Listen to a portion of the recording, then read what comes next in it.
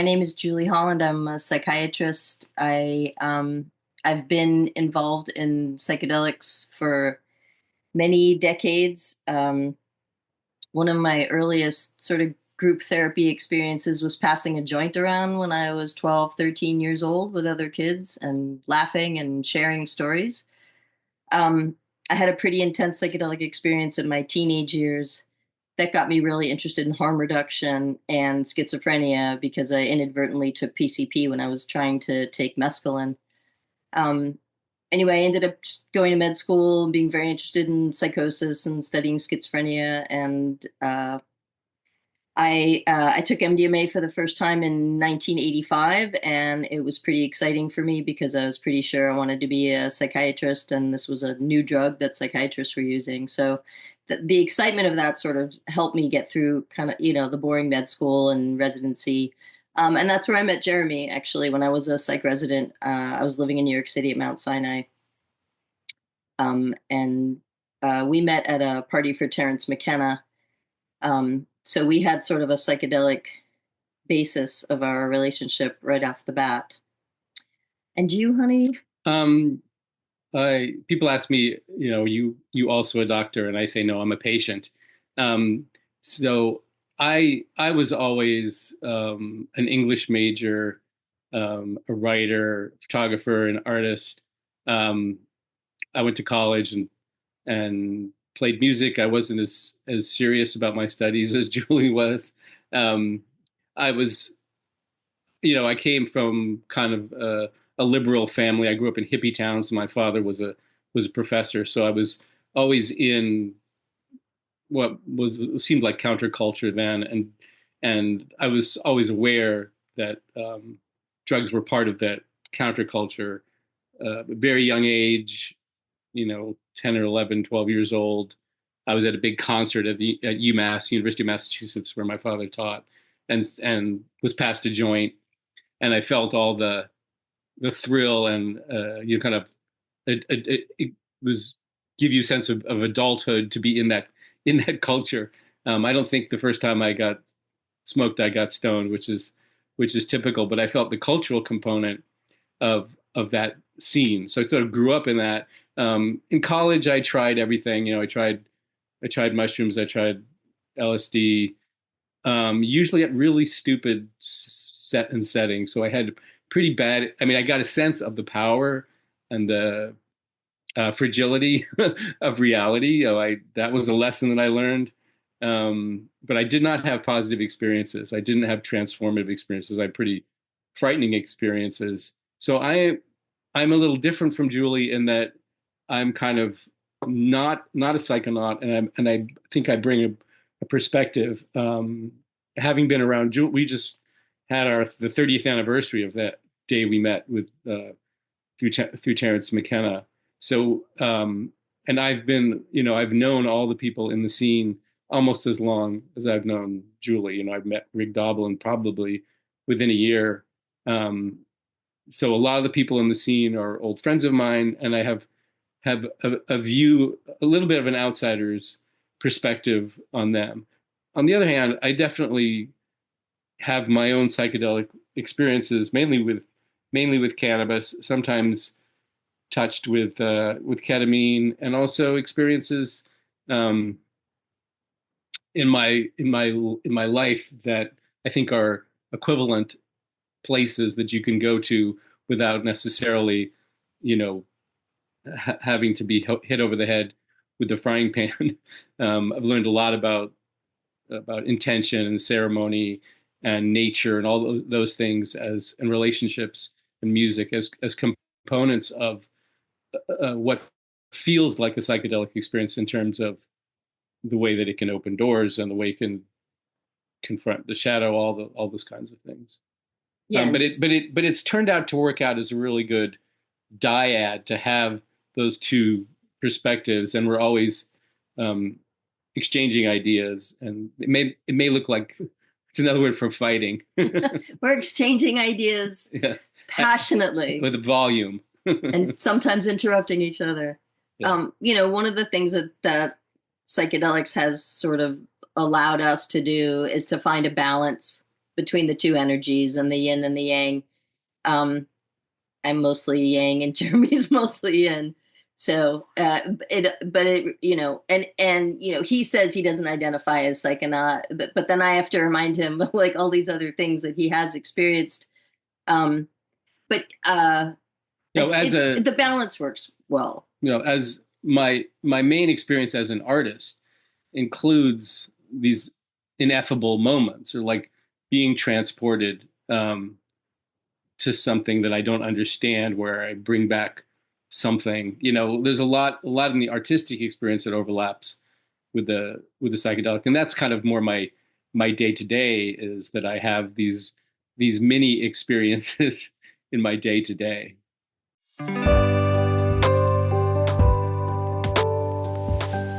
So, well, just to address the first part of your question, psychedelic means mind manifesting. And if you use that definition, lots and lots of things are psychedelic, because even something like meditation shows you how you think. So, but if you say pharmacologically, then you have these outliers, right? Ketamine is an outlier, cannabis is an outlier, MDMA is an outlier, because the classical psychedelics, they all sort of tickle this 5-HT2A receptor, and they all work in a similar way. But, behaviorally, or in terms of what's going on internally, I think it's fair to say that cannabis and ketamine act as psychedelics. They help you see how your mind works. Relationship acts as a psychedelic in that it helps you see how your mind works. Relationship acts as a psychedelic in that it forces you to look at your shit and confront your shadow. But for years, you just project your shit and your shadow onto the other person, and they're so conveniently located for blame and projected self-hatred. And so if you're going to stay together for 30 years, at some point, you're going to start to work on this stuff. And you can fight a little bit every day and chip away at it. But what is also really effective is if the two of you take MDMA and your defenses are down and you feel more trusting and less fearful, that you can really share and get into some deep issues. So, talk about our experience soon after we met. Why don't you, Doug? Well, tell us what happened. Well, you remember better. Very soon after we met, we went to this beautiful garden in New York City, in Central Park, Conservatory Garden, and I took MDMA for the first time. Julie had. It wasn't exactly Julie my first time. Was more experienced. And so very early on in our relationship, we had really deep talks. I mean, I've never had a rave experience. All of my experiences with MDMA have been, therapeutic. That's just naturally where I go. I'm just fascinated by what I'm comfortable talking about. I want to, explore things. So that was established very early on in our relationship. And I think, we tend to do it. We did it maybe a little bit more often at the beginning, but not much more than once a year or twice a year at the most. And now it's every couple of years, or even less frequent. Yeah, but when it does come around, it is we get a lot of work done. And you said all of your MDMA experiences have been therapeutic, and so have mine, but mine have also sometimes been recreational. And so I did go to raves back in the day, really when I was in med school and residency, just because that was sort of the timing of them for where I was in my life. But those were also therapeutic. But I would like to hear your memory of the Conservatory Garden. So it was a beautiful day in May, and the garden was peaking, and there were tulips everywhere.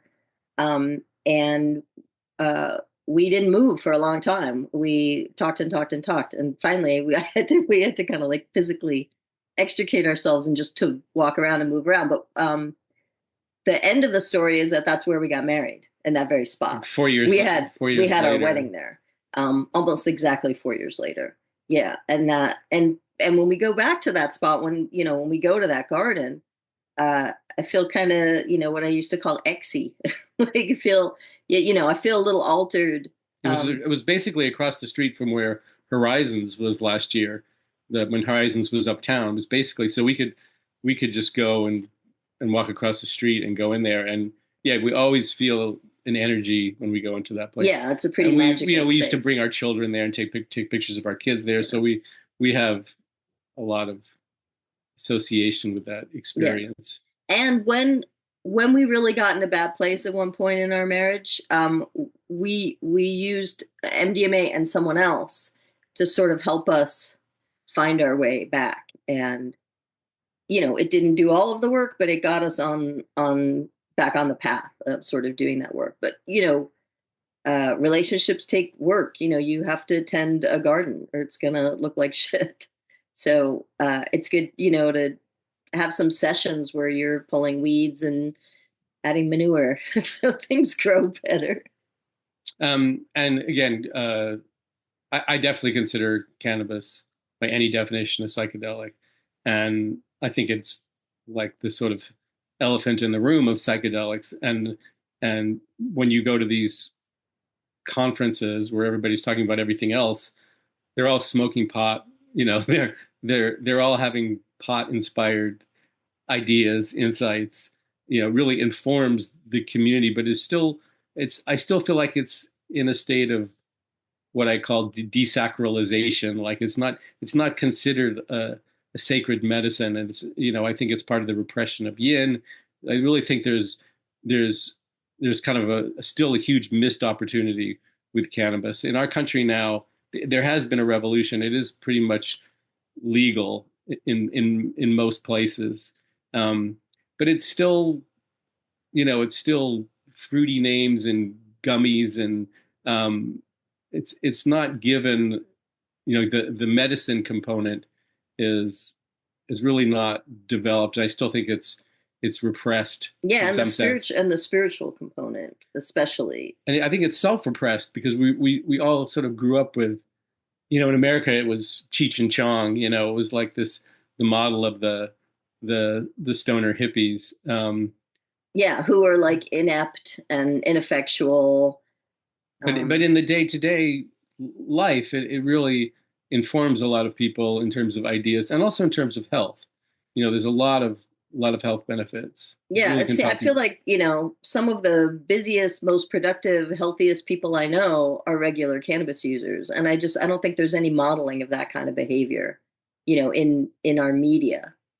But it is changing, and I do think it is kind of a quiet revolution that has happened here, and that we were just in London, and it was almost startling to me how cannabis naive they are, and how they're still, what I call alcohol culture is such a dominant force. And I think alcohol culture and cannabis culture are sort of, I mean, at war is too big a word. They're in conflict But a little bit. they're in conflict, and one threatens the other. And I'm sure the alcohol companies know what percentage they're losing to cannabis users, and they're trying to appeal to them in different ways. But I was surprised. I don't know how it is in Europe, but I was very surprised in London how naive they seemed about things. Because of Michael Pollan's book, it is kind of in the idea of psychedelics having therapeutic potential um, has really permeated in America. But it seemed like I mean, maybe we had a small sample size, but it seemed like in England, I was surprised how that was still kind of a novel idea, and that cannabis is still, it's like, Stigmatized yeah, or it's like 40 years ago relegated in to the the. United States. It seems a little backwards. I don't know how that carries over to the rest of Europe. But we love London and we had a great time. We've been to Europe a lot. I mean, to England a lot. Our daughter lives in London. We love going there. And I mean, to me, it's like a challenge, that if I ever leave America, then I'll go to the UK and try to educate people about cannabis and psychedelics so that they get on board. Because I do think, aside from the Breaking Convention conference where everybody, you're preaching to the choir, but you start talking to just people who live in the country and they really look at you askance, like you can't be serious. So I think there's a lot of work to be done around just sort of educating people. And one thing I really liked about Breaking Convention is that it's not USA centric. It's not America centric. It's really European centric, and it's nice to sort of hear, sort of fresh, young, optimistic ideas, because we're in a little bit of a dark moment in the United States. So it was good to be around, to Yeah. be away from that. Yeah. Yeah, I mean, I definitely sensed like Rick Doblin of Maps talking, his last few talks have really focused more on, okay, things are stalled out in America for now, but look what's happening all over the world. And there's so much psychedelic research happening in all these countries that you would never think would do anything. So there is still a lot of hope. And, we've been going to a lot of conferences. We're kind of conferenced out, I think, which is, and especially the domestic conferences, all the Maps and South by Southwest and Horizons. I love Horizons because it's in New York City and it's like really our home base and it's a lot of our friends. But so now, because we've done so many of these domestic conferences, we're both really focusing on, like we're going to Portugal soon and we're going to Boom. And we're going to be in Sweden at Stockholm. And, we've been to Iceland twice. We've been to Breaking Convention now 3 times. So just really focusing on kind of spreading the word more internationally. And for me, it's very hopeful when the people that I'm getting to know in sort of the younger generation in Europe, in Israel, and just how dedicated and intelligent the people in the field are. I mean, as a sort of hanger on, part of what keeps me interested in the field is the people, and I think they're smart, and also they're funny. To me, that's very important. Humor is another psychedelic. When you can get people to laugh, and you have a rhythmic physiological release. I mean, I think comedians are a form of shaman who can do that to you. Same with music, same with crying, same with orgasm.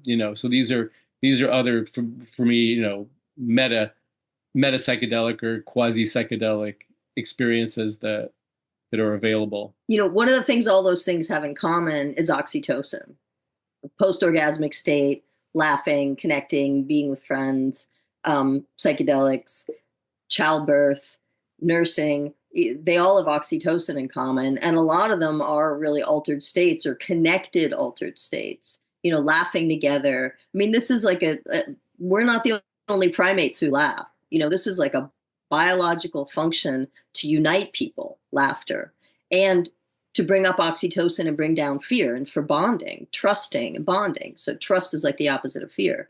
And so, all of these psychedelic states have oxytocin in common, and it's a really important mammalian, system that is set up for us, not only to bond with other people, but also it's one of the main ways that our bodies heal itself is with oxytocin. So it's a really important neurotransmitter and hormone.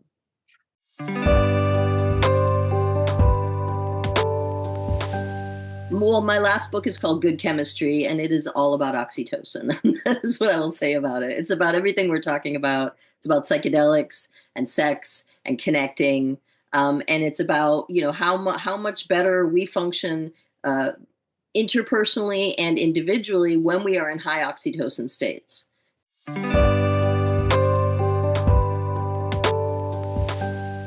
Well, I would say to begin at the beginning, when I think about the experience of birth, you really have,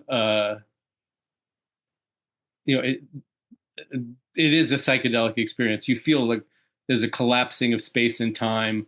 There's something going on in that moment. I had the same experience with my parents' deaths, that there is some vortex that goes on in that experience. So that was something. I mean, the children's life began with an experience that I knew was transcendent, and I knew that the children, as they grew up, were always for me a portal to some other world, and they have always been great teachers for us, because they reflect back who we are, and they're they reflect back something that is not just me, it's me mixed with Julie. So um, I've loved, I loved the trip of parenthood. I was really in love with it. And we've just sort of gone through the empty nest period. So we're in another transformational moment. But I was really happy. You know, I was at a point in my career where I'd sort of done everything I wanted to do. So I was very happy to commit to whatever it took to be a good father and to spend as much time with the kids as they needed. And I loved that experience. And I also loved giving Julie the freedom to go back and do her work. Yeah, it was, I mean, a couple things. First, I will say, excuse me, I had like a very rapidly developing labor and delivery, super fast, which was great, but very intense. And my pupils were big black basketballs. I had taken no drugs. This was a natural childbirth. And I, as a sort of pharmacologist, was very curious about what my brain would put out during natural childbirth. I was not disappointed. I was very, very altered and my pupils were dilated. And I remember I kept looking to Jeremy, like in between contractions, I kept saying, I'm so altered right now. It was like the only word I could use. I very much felt like I was in an altered state. And the other thing I will say is that taking care of a toddler is a lot like taking care of your best friend who's tripping. You want to give them a good environment and you want to make sure they're safe. And they take too long to get out of the house or go anywhere because they're fascinated.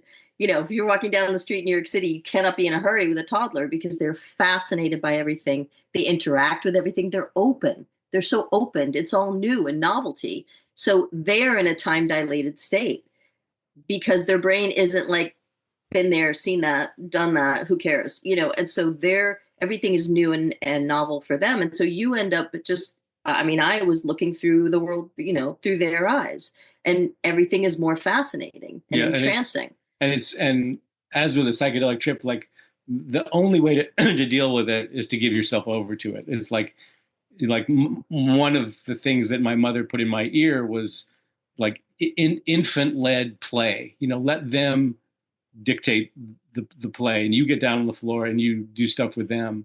And that was very educational and great learning experience to follow them. And so the kids are like drugs that way, you know, where you've got to trust, surrender, let go. Yeah, and that's what I meant they're to taking say, you on a journey. Is that you have to, you know, I learned that very early from babysitting. I babysit my nieces when they were tiny and, you know, crying and whatever. And when I let go, when I let go of anything, any expectation or desire, it changed my body and it relaxed them, the baby, so the baby could fall asleep. And there's a big lesson in that is very much like the experience of letting go into a psychedelic trip. To answer another part of your question, you know, our kids grew up around these people too. You know, they grew up with Julie's books. They grew up with our friends, the conversations. So they heard me talking about harm reduction. You know, I mean, the whole first part of my sort of journey was very focused on harm reduction. So they were always hearing about risks and risk reduction, you know, and so I feel like they were soaking in it. And the most important thing, my number one priority was always, I want them to be able to come to me if they have a question, come to me if they have a problem, and know that I'm not going to judge them. There's not going to be any shame. I will help them, you know. And like when the kids were in high school, I absolutely had this open policy, like, I will pick you up from a party. You call me and I will come get you. You don't get in the car with somebody who may or may not be drunk or stoned. And like, you know, for a period of time, I get up at like 2 or 3 in the morning to get my kids from a party. And I would sometimes, you know, drop their friends off. And I like being a DD. It allowed me to sleep before and after getting up. But we did have a little bit of a don't ask, don't tell thing for many, many years because I'm a cannabis smoker and a cannabis user, and I consider it a preventative medicine for me. I know that it's neuroprotective, which I need.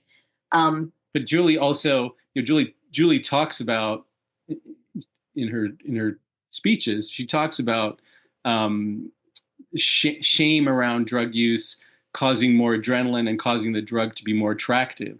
So I knew that from her. She sort of had this on some scale regarding cannabis, and it was very much part of her natural state was to hide it, just because that's what you grow up with as a kid. Or hide it from the kids. Yeah, well, you hide it from your parents and you're growing up, and the authorities, and then we were hiding it from the kids. Right. So tell the story about Joe. So I mean, but I will say that, in terms of getting on the ground and playing with your kids, sometimes cannabis was, a little bit of cannabis could help to put me in that playful, opened place so that we could have children-led play.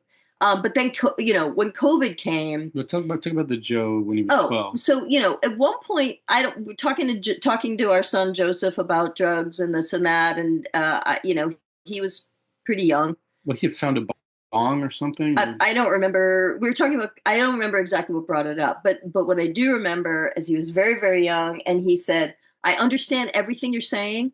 I totally get it. Here's my one question: why do you hide it? Why do you have to hide it?" And it was really profound, that he's like, I get drugs, but like, why can't you just do them, So I think about that a lot, because the hiding has so much to do with the addiction and the compulsion and the pathology. And if you take the hiding out of it, it's naturally going to be healthier right off the bat, because, other people, you're in the company of other people. They see what you're doing. You're modeling healthy behavior, unhealthy behavior. There's some supervision or something. It's just, and if it's out of the shadows, there's less adrenaline. It's not as reinforcing, as Jeremy was saying. The cultural component is very strong. And, right. In a country where we grew up, where there was a lot of law enforcement around, of course, you're going to be paranoid. But I will never forget my first time that I was in Amsterdam, and that cultural vibe is different, and the drug experience is different in a country where the cultural component is different. So that's an interesting thing about psychedelics. So tell them about COVID. So during COVID, suddenly the kids were home, like over the course of a few days. Yeah, Molly came back from college to be home. Joe was home. Joe was stuck at home doing high school, half at school, half at home, half online.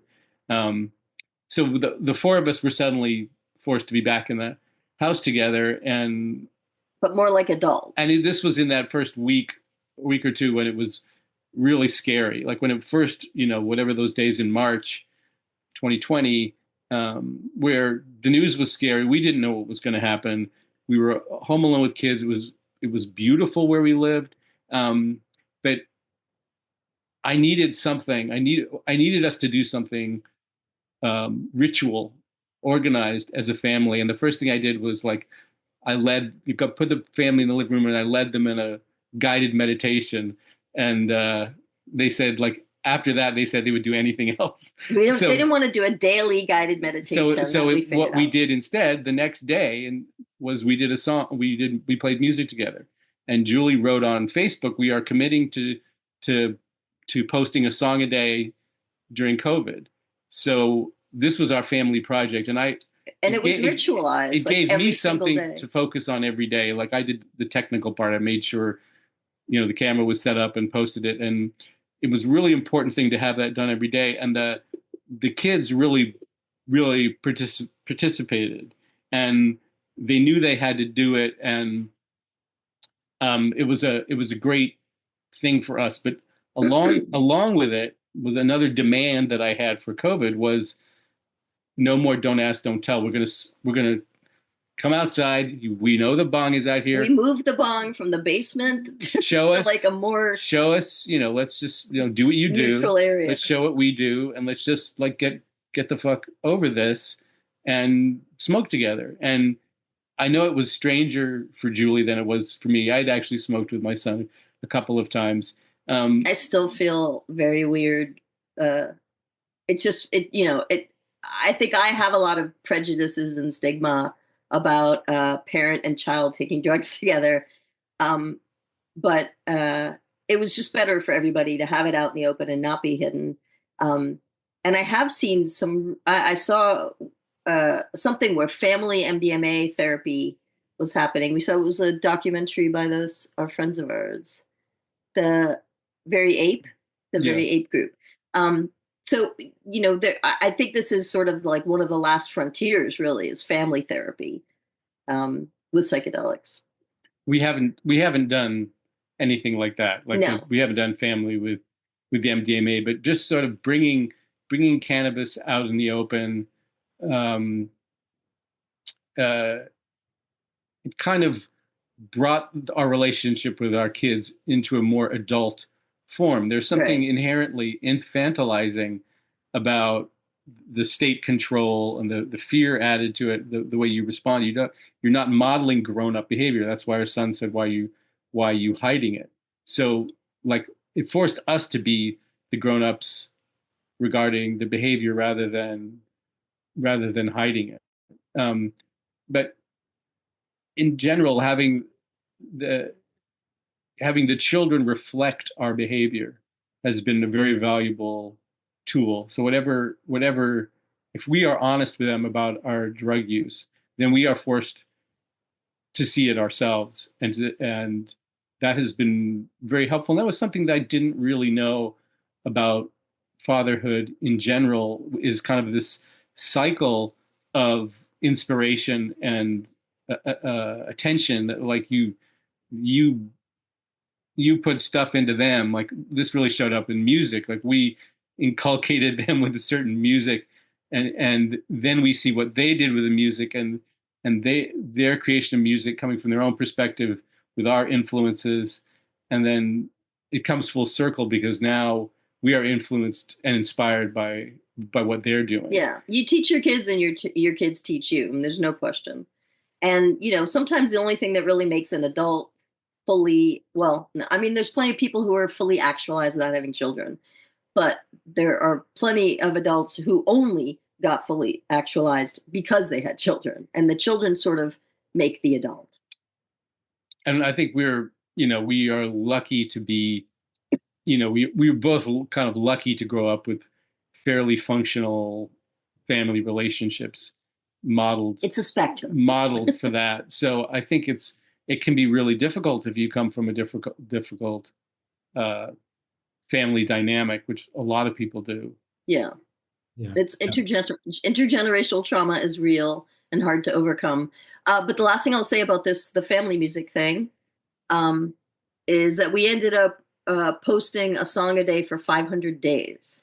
So it definitely lasted way longer than we thought it would. And actually now to this point, we've added 100 more. We've posted 600 songs now. So now, like whenever the kids are 100 home, post-COVID. whenever we visit the kids or whenever the kids are home, they know that they're going to have to do a song with us at some point. So we kind of mark now when we see them or when we travel together. Yeah. With a song, wherever we go, we'll do a song in that place. So it's a great history of of the family. It's a way for us to have a project together and come together, and it's unifying. One of the things about psychedelic experiences is that they're called unitive states because you feel connected to something, and whether it's your deeper self and your own intuition or authenticity, or whether you're connecting to a partner or feel connected to the universe, it's a unitive state, and making music in a group is a unitive state. So yeah, it like forces you to be in a room together, and it forces you to connect, in some way physiologically through a song, through a rhythm. And you're becoming sort of one organism, and sometimes there's a real mind meld. There are these transcendent periods that can happen where you feel like you're one organism. And Jeremy and I have a duo called the Rivals, which sometimes expands. We play with a bunch of friends, and I still consider that the Rivals. It's just a bigger group, but it is the same situation where there are episodes within playing where you really feel bonded and united at a different plane for a period of time, and it kind of comes and goes. And it's very much, and it's very much similar with sex. Sex is another place where you're going to deal with your shadow. You're going to deal with deep, complicated things, they're gonna show up. And um, for us, it's one in the Rivals project, the idea is music as a model of relationship, and like what happens between us when we try to make music. What we've learned from the experience of playing music together teaches us about some of the basic rules or natural laws of relationship, and those things very much overlap with our sexual relationship. They're both kind of barometers of how things are going. Is you know the experience we have playing music and the experience we have um, with sex. Yeah, yeah. Right. And both times the endings are important. It is that sort of creating one organism, and the interdependence. I mean, one of the things psychedelics teach you is that everything is connected, everything is interdependent, and the bigger your perspective, the more you see that everything is connected. And pharmacologically, there are things that happen during orgasm which are similar to what happens during psychedelics, including a lot of oxytocin toward the end. Yeah, and I think that's another. Our Western culture begins, in the Bible with the repression of sexuality and the separation of the sexes. So, one of the big spiritual messages of psychedelics is more alike than different. Like men and women are mostly alike, and that yin and yang is much more complicated. I mean, physiologically, we're very traditional in the sense of, our sexuality is very yang yin, but on so many other levels, it's so much more complicated than that. And the more intimate you are, and the more comfortable you are with your desire, this has all been repressed. Like for me, desire, being in touch with your desire, is being in touch with that which biologically creates the best offspring. Like we met 30 years ago, and we've been talking about all the stuff we have in common, but what brought us together was lust. True. It's like the thing that you are really responding to is some physiological or pheromone level. It felt, it's chemical that is driving you to be together, and that lust gets a bad rap. It's a very important thing as far as like I said, creating healthy children. I'm remembering now that actually the very first time I saw Jeremy was a psychedelic experience for me, and I forgot about that. And I was not altered at all when this happened, but I went into a party and scanning the room, and I saw this guy across the room, and my immediate thought was, that's the guy I'm supposed to be with. And I walked up to him and said hello to him as if I knew him. And he looked up at me like, do I know you? And then I kind of ran into the bathroom because I was freaking out, and my heart was pounding. And I mean, I felt very, very activated in a weird, altered way. I mean, it all felt like kind of trippy. And then I started smoking cannabis with Terrence, and then it was kind of trippy because Terrence had like the strongest pot I think I've ever smoked. He always had like something from Hawaii that would just, alter me. But it was, it was a really special night that I will absolutely, I met him on a Monday and my heart stood still, is how a song from the 50s goes. But it was for me, it was very psychedelic.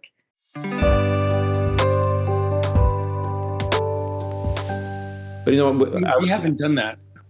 I mean, we really haven't had that experience. It's true. It works best when we're both sober. And for me, the intimacy is the drug, and it's like, how deep can you go? How comfortable can you be? How accepting can you be of your own fantasies, fetishes, and how the process of exploring that and being safe with another person. To me, that level of intimacy has all the hallmarks of psychedelics. It has this feeling of of possibility, but also the possibility of risk, um, risk and reward, going to places. Yeah. But it's true that No. we haven't really tried that.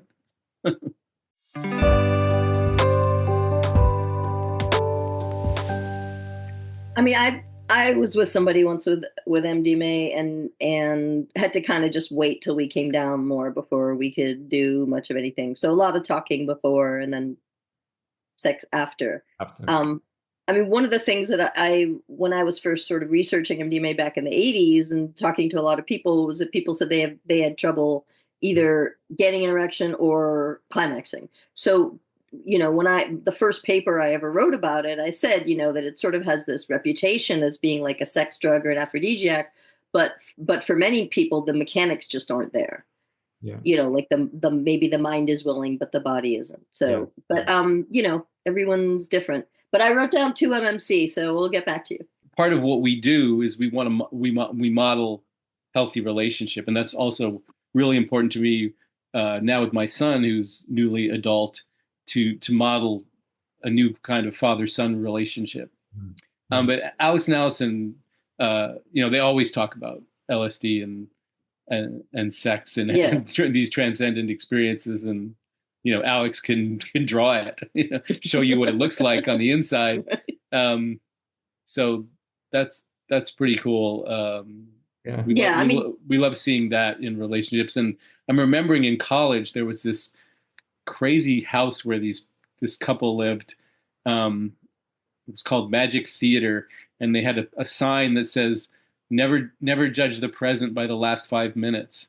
And they had a skunk, and they always, they said that their goal, the thing that they lived for was sex on acid. So I suppose that had some influence on me. Another endorsement in college. That's where Joshua lived. Yeah, and I mean, Anne and Sasha, another really great psychedelic couple that had a nice long run and modeled great relationship balance. She and I had some talks about their various combinations. So I know it can be done.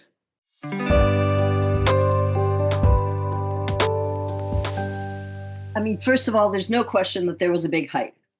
And, there was sort of like a peak of hype and then a backlash. And the timing of the backlash was really right before FDA rejection. And so there was a lot of momentum, I think, for that backlash and downslope. And really, what needs to happen now is what has always needed to happen, like you said, which is education. Just, being realistic and giving real, accurate information about the risks and the benefits. And there will be other FDA presentations, and I don't think they're all going to get rejected. The psilocybin data is very convincing and very strong. And FDA has made it clear that there are certain things now that they're going to be looking for and they're asking for, and all the people who are doing protocols now are being informed that they have to add these other data points. I mean, FDA particularly wants to know how good these drugs feel, and whether people are going to want to use them again. And in these really difficult therapeutic contexts, it doesn't feel that great, but it does. They want it measured, and it wasn't measured. So Lycos will have to go back to the drawing board to get these extra measures. But it's down but not out. There's pendulum swings, and it's going to go the other way. There's nothing stopping it. There's nothing stopping the pendulum from swinging again the other way. And I just think it's okay. It's okay to back off from the hype. It's fine to be a little bit more realistic about what the risks are. We saw with Matthew Perry that people can get addicted to ketamine. He wouldn't have died if he wasn't in the hot tub, I believe.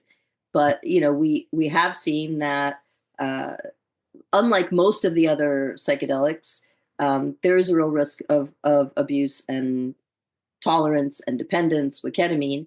So it's another reason to sort of, keep it in a separate, that it's not a classical psychedelic and it doesn't work like that.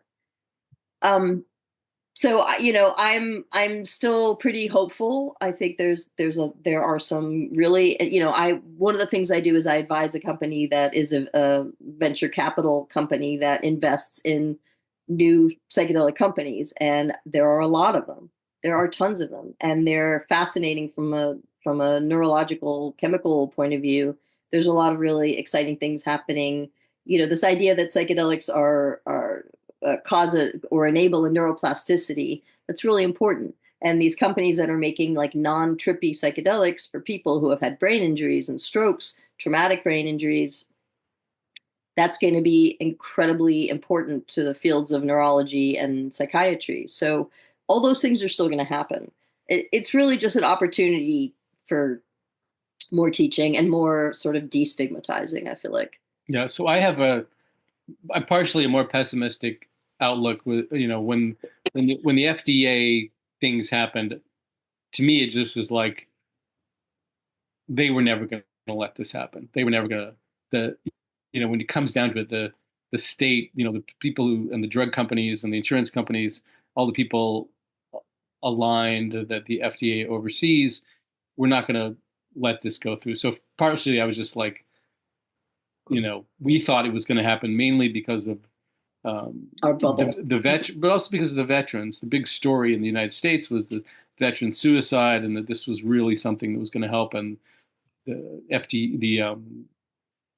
The VA? the VA Veterans Association was involved, huge bureaucracy. But the fact is, VA research is still going on, and the effect of the non-commercialization, the effect of non-pharmaceuticalization is that the cat is out of the bag.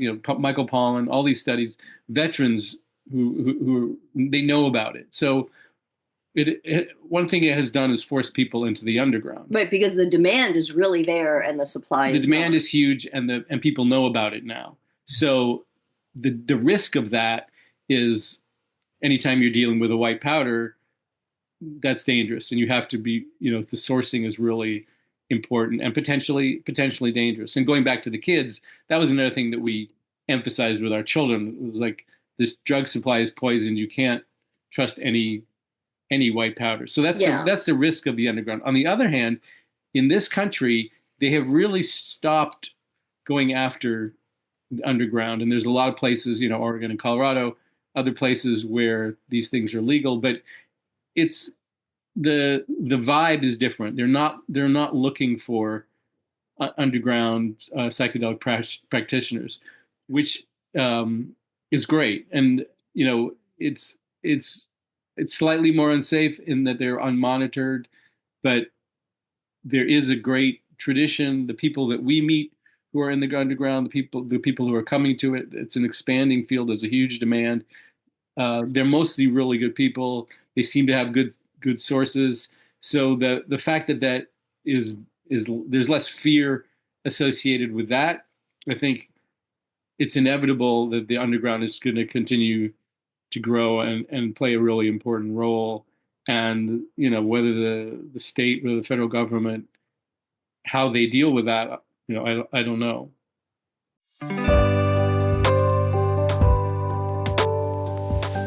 Well, it is one of these, like, a few bad apples spoils the whole barrel, that there's a lot of retreats, and some are in countries where it's legal and some are in countries and states where it's not. And anytime you force something underground, it is going to be more dangerous because there isn't any kind of real supervision or regulation. So it's sort of like, everyone's on the honor system to some degree. And but like anything that's crowdsourced, the more input and the more people, the closer it gets to some sort of a regression to the mean, which is potentially safer. um I'm always looking to try to network with underground people so that I can educate them about drug interactions. As a psychiatrist, one of the things I see the most is this question of interactions with psychiatric meds and psychedelic meds. There's a lot of people who are interested in having an MDMA experience or a psychedelic, a psilocybin experience, but they are on antidepressants or mood stabilizers or things, and it gets complicated. So that's something I'm always looking at and educating about. But I also want to be educated by the people on the front lines, which are the underground practitioners. What are you seeing? You know, what some people aren't responding at all, no matter how much you give them. Some people are, you know, because they've been on SSRIs for decades, they, even if they get off the SSRIs, they still don't have a very robust response. I mean, that's something we saw with MDMA. So, I mean, that's just a particular, the drug interaction thing is an area of concern for ayahuasca, obviously the most, and ibogaine. There's some drug, either some psychedelic experiences where it's really dangerous to mix with certain medicines. I don't, and then, you know, the American drug supply is poisoned, full stop. And it wasn't that way in the 80s or 90s. You know, when I was growing up, you know, I mean, something bad did happen to me. I wanted PCP, I got mescaline, but I didn't get fentanyl and die. You know, I got PCP and I got psychotic, and then it went away. So, but now there's a real risk that anything you're buying could actually kill you. And it used to be that was an exaggerated, hyperbolic thing to say, and it's not anymore. So that is you know, one of the things I'm concerned about. And then the other thing I'm always concerned about is that boundaries get a little blurry. Where I end and you begin on psychedelics gets a little blurry, and some people who are leading underground sessions, especially one-on-one sessions, they may be a little blurry themselves, and sometimes they're psychonauts and they like adrenaline, and so boundary violations, interpersonal transgressions, sexual transgressions, predatory behavior, guru cult situations. These are all real risks, and we can't pretend they're not risks. You know, we have to talk about them. And, you know, there's all kinds of websites about how to sort of vet your guru or figure out whether the retreat you're going to is safe or not. And we need more of that. We need education, acknowledging that there are downsides and risks. And the truth is that as long as things are not legal, you know, what's nice about something being legal is it's regulated, it's out in the open, everybody sees what it is, they can discuss what's safe, what's not safe. And when it's underground, you get none of that. Right. And cannabis is sort of a model for that. There's like, when cannabis became medicalized, there were now forms of use that were available to your grandmother. You know, there was forms that were available to people who are comfortable with the pharmaceutical model, yeah, or comfortable with with a medical model, and that's what's missing, and it's inevitable, and it cuts out a certain spectrum of people who could definitely benefit. I mean, you can talk about you know, Amanda Fielding and her work with older people with LSD, with microdosing LSD. Yeah. I mean, we should talk about microdosing for a second, because there's a lot of microdosing happening in America right now. It's trending. And, you know, Paul Stamets even got a patent approval for a medicine that isn't federally legal, which is kind of crazy, but he did. And that the Stamets stack is a combination of microdose psilocybin with niacin and lion's mane. And people usually do that on a schedule of 5 days on, 2 days off. And then with microdosing LSD, it's usually 1 day on, 2 days off. But I really think there's something to microdosing. I think it is a more accessible way for some people to get more comfortable with psychedelics. I think there are real benefits, especially from a neuroplasticity, neuroprotection point of view. So, and that is also sort of a way of harm reduction, because you don't have to worry so much about what other medicines you're on if you're microdosing.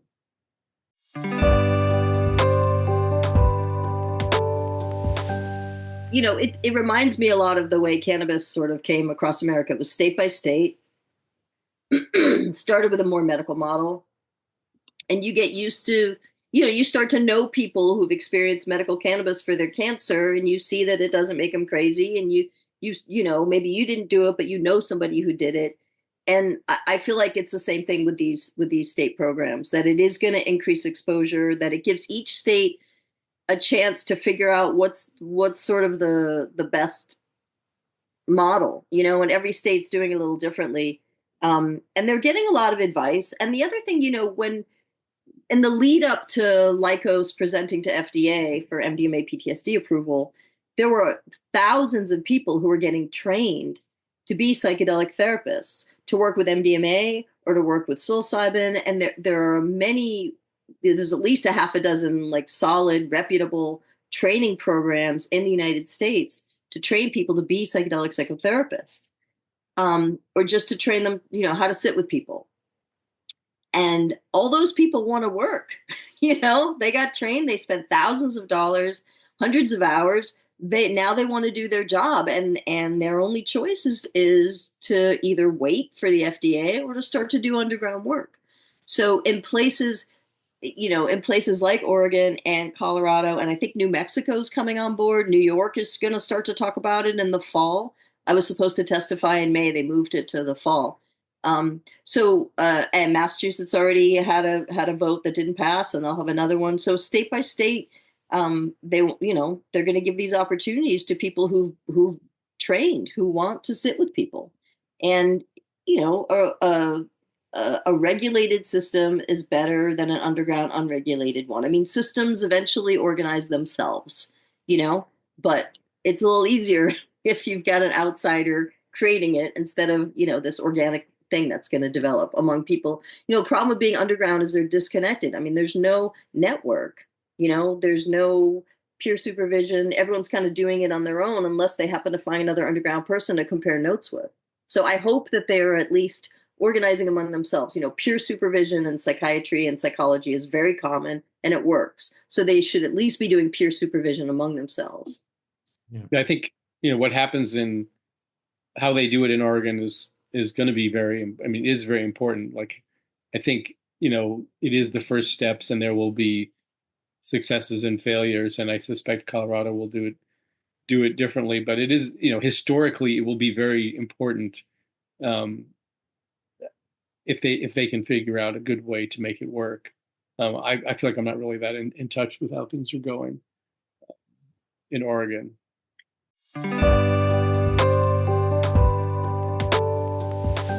I think group is really important because, we're having a crisis of loneliness and disconnection here in our culture. And we don't have a lot of third spaces. We don't have a lot of places that aren't work and home to meet other people or create community. And what these group therapy, it ends up being group therapy, and the cohort can stay connected after they go through. And so we're hearing about these programs where they'll get like 8 or 12 or 20 people, and they'll prep them, and then they'll have psychedelics together, and then they'll process and integrate together, and the cohort stays together. And then when another cohort comes through, the people who've been through act as mentors. So there's all kinds of connection going on, and creating community where there wasn't one. So, I mean, that's something that Pam Crisco's group is doing. And I think that's a great model. And I know that Rosalind Watts was doing that model when she was helping the retreat in the Netherlands. So, I mean, we started this talking about group therapy. My earliest experience passing a joint around was like a cohesive group experience.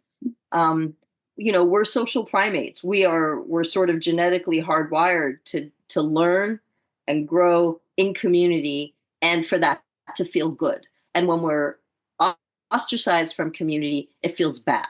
And that's just kind of basic primate biology. It's not going to change. And that all has to do with oxytocin, that bonding and the learning that happens in a group setting.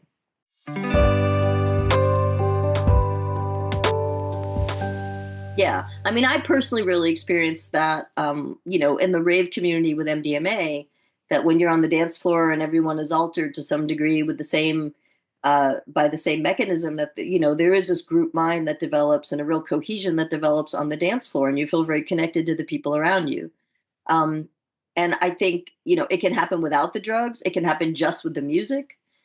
It's also another whole side of the group idea is this, financially it's inevitable and practical because of the costs of, the MAPS model with one patient and two therapists is not really practical at any scale. And and anything that can be done with a group model is going to inevitably be more realistic. Yeah.